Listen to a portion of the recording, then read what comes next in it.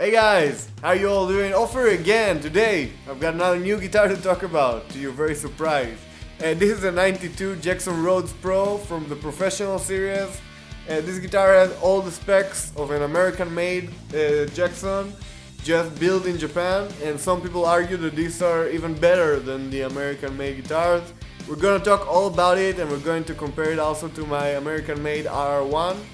And first we're gonna hear some sounds. I'll just say that I don't like to play this guitar sitting down, so this time I'm going to be standing up for the playing side of things. Standing up, these are some of the funnest guitars to play. Sitting down, I don't like it so much.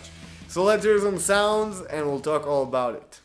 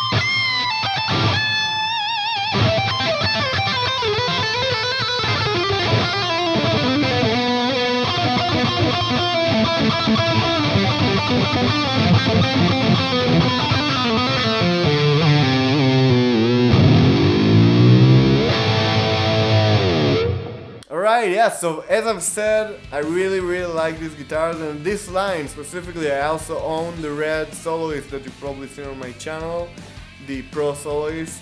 These are just great guitars, you know. Japanese people make some of the best instruments, or some of the best stuff in the world actually. They're very precise and they put attention to the slightest and smallest detail, and this is not an exception. This guitar was built in '92 and it's still a working horse, and it's very solid, it's great sounding. Of course, with age, you know, this has some flaws as well. Someone broke a small part of this chip of the headstock. It happens a lot on Jackson guitars. The fix, how they fixed it, is not so pretty, but still, it's not affecting it in any way. The bridge is in a good shape, which is very nice. I put back the original pickups. It came with Seymour Duncan, which I'm not a big fan of. I ripped the JE 1200, the mid-boost circuit, because I'm not a fan of it, you know, having another knob and worrying if it's on or if it's off. It's not for me. And also, as I do with any Rhoads guitar, I get this knob out of the way, because really it's the most annoying place for volume knob you can choose. Seriously, I'm not this kind of guy who would say, oh, it's in my way or whatever, but in the RR series guitars, it's really in your way, or in my way at least, so I have to take it out. Man, I just love RR guitars, seriously. The shape, very iconic. Standing up, these are some of the most comfortable guitars to play, really. It's balanced, it doesn't have any neck dive or anything. And, you know, it's just cool, you know, what gets more metal than this? At first, because it's black, I wasn't a big fan of it, you know. I thought about refinishing it. I still think about it. Let me know in the comments if you think I should or shouldn't. But it's really a cool type of black, you know, and having this kind of brushed off metal plate here, which is not completely black because of playing and use or whatever. It's really cool, you know. It really got this kind of a weapon-like look and feel to it. Kind of worn out, kicks ass and whatever. Anyways, so yeah, this guitar got all the specs of an American-made R1. It got an ebony board, it's bound. If we're talking about comparing it to a USA-made one, I gotta say I prefer this one. I also have an American-made R1 from 2006, I think, which is a great guitar, don't get me wrong. But this one really feels like they put more attention to detail in. although it doesn't have a cool lightning sky finish on it, it's just way more precise, you know, the finish is smoother, and everything, the fretboard is nicer, it sounds great. I really like this one. And owning one of the professional series guitars, my soloist, I knew this is going to be a great guitar as well. It's really a great period for Jackson, you know, think about it, all the biggest metal bands in the world were playing Jackson at the time. It was a huge brand, so they really had to keep everything up to par. And you can feel it on this instrument, honestly. The pickups, by the way, are great. This is a J83 and the J50N. They both sound great. They're very like crunchy and they're cool.